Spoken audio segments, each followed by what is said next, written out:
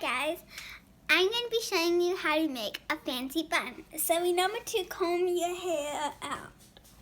And you'll be needing 2 hair ties.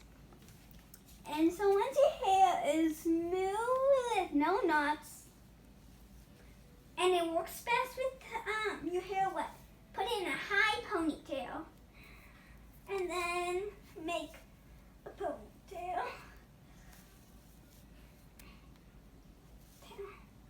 And then cut them in half.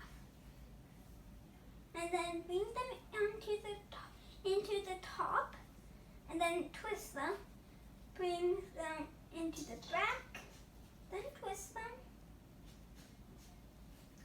Bring them into the front. And twist them.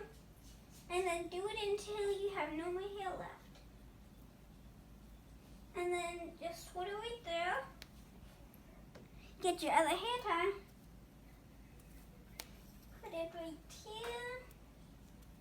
And then tie it. And then there. That's how you do it. Bye.